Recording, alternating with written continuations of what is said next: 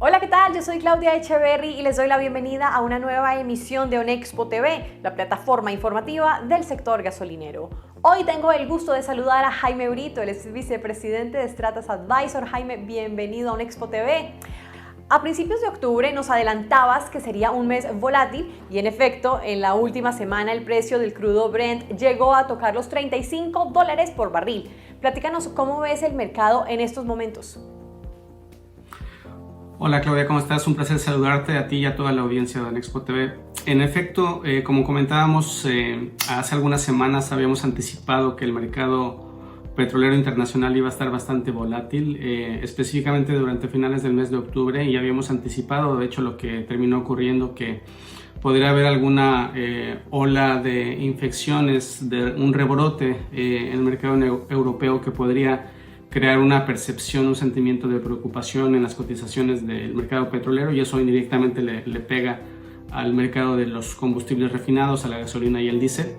Y sí, en efecto, como comentas, es un asunto de la experiencia que tenemos en estos temas, es importante. Podemos platicar un poco más de eso hacia el final de la entrevista, pero básicamente lo que vemos ahora de aquí a las próximas 5 o 6 semanas es, en mi opinión, un tema no tan negativo, es decir, pintan mucho mejor las cosas que hace 6-7 meses, que los últimos meses en particular, por varios motivos.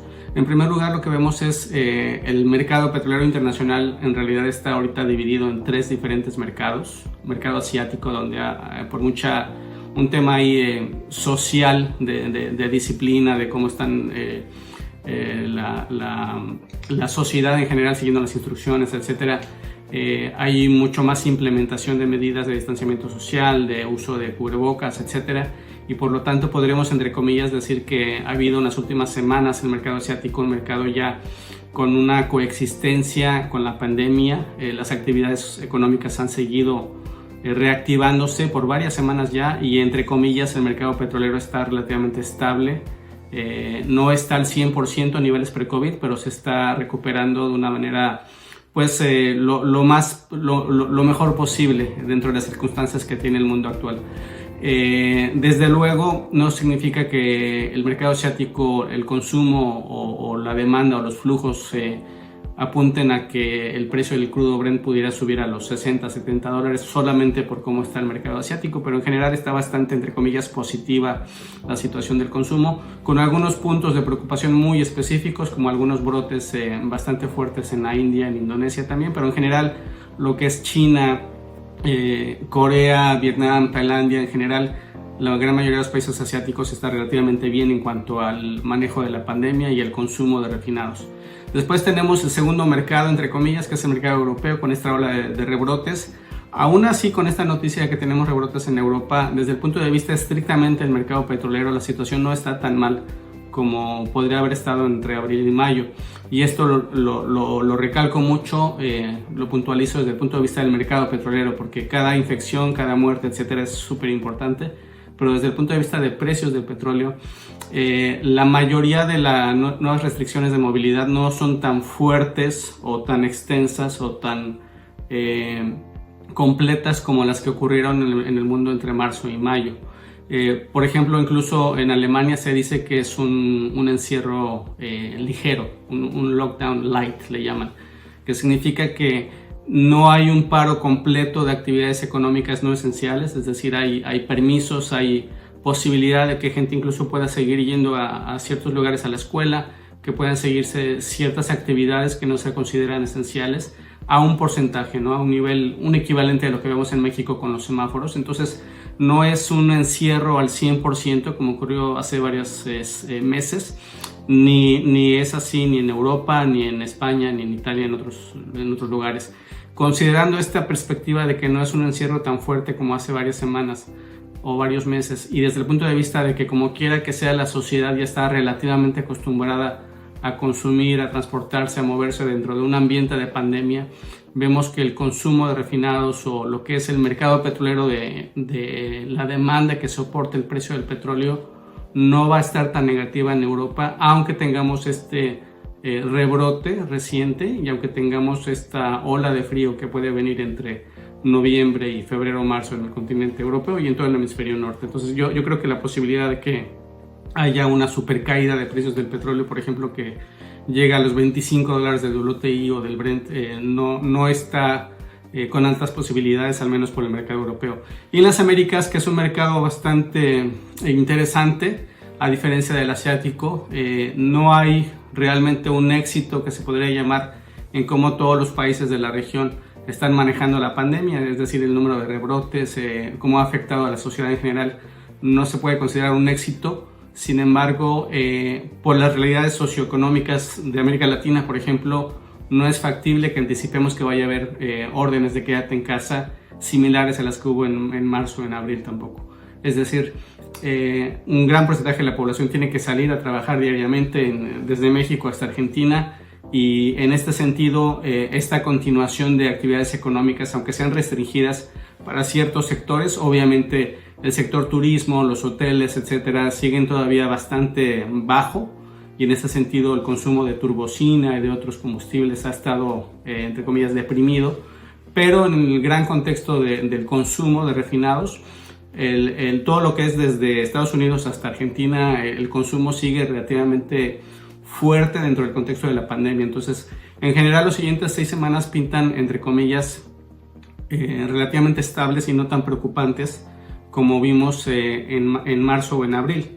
Ahora bien, hay que recordar también que este inicio de noviembre nos acerca más al anuncio cuando ya las vacunas van a ser exitosas. Habría que ver cuáles vacunas son exitosas entre estos momentos y mediados de diciembre, si es nada más una, si son 2 o 3.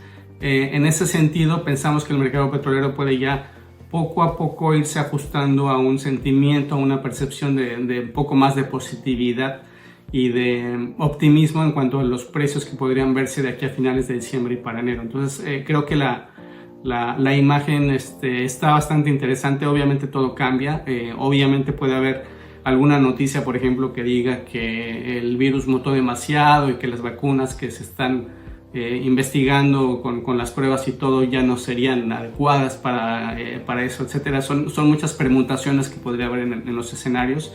Sin embargo, lo que vemos es que el precio del petróleo, entre comillas, podría estar un poco estable, digamos, alrededor de los 40, 45, moviéndose para el Brent, y unos 3 o 4 dólares menos para el WTI en los siguientes 6 semanas. Y por lo tanto, esto le va a impactar también al precio de los refinados. En estos momentos todo el mundo está enfocado en el tema electoral en Estados Unidos, pues que ya pasó, pero ¿cómo crees que eso afecta el mercado en el largo plazo y qué implicaciones podría tener todo lo que has mencionado para el mercado mexicano? Sí, correcto. El tema de las elecciones también es bastante importante, y nada más que tengamos un poco más de claridad respecto a los resultados, vamos a hacer un comentario más completo al respecto. En el momento en que estamos filmando esta entrevista todavía no se dan los resultados definitivos. Es probable que cuando salga al aire ya se sepa quién es el ganador. Pero lo que puedo decir es que en general la perspectiva que ocurriría en caso de que ganara Biden la presidencia es que la implementación en el largo plazo de el uso de biocombustibles, de energías renovables, etcétera, sería aún mayor, sería impulsada de forma más oficial de parte del gobierno de los Estados Unidos. Y en el caso de que ganara el señor Trump, pues sería más o menos la continuación de lo que hemos visto en los Estados Unidos, al menos en los últimos años. Sí ha habido penetración de biocombustibles, de energías limpias, etcétera, pero ha sido a nivel privado, no ha sido por un mandato, por una orden, por una regulación que ponga un objetivo federal de un porcentaje de electricidad o de autos, etcétera, que tenga que cumplirse de aquí a cierto año.